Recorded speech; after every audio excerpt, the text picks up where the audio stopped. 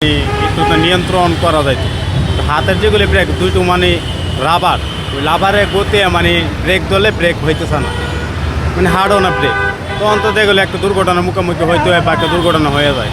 তো বিশেষ করে যদি যেটা মোড়া চাকা, এই রিক্সার মোড়া চাকা থাকতে হবে, এরকম কি আপনার পায়ে ব্রেক থাকতে হবে, তাইলে এটা কন্ট্রোল করার মতো মানে সমর্থ বা করা যাবে এরকম। বিকারভাবে তো মানে সবাই না, আমার নিয়ন্ত্রণ আমি যতটুকু কন্ট্রোল করতে পারি অতটুকুর ভিতরে আমি চালাই।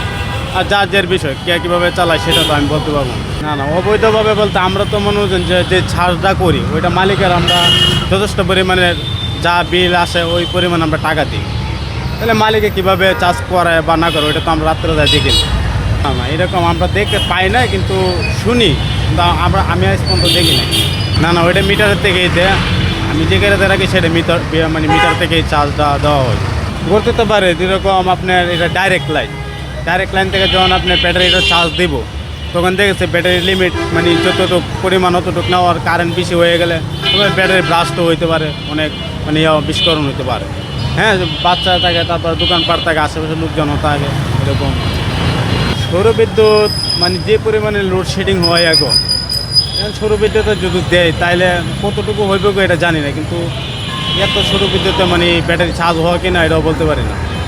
এটা বাদ বাইরে পরের বিষয়, যদি হয় তো ভালো।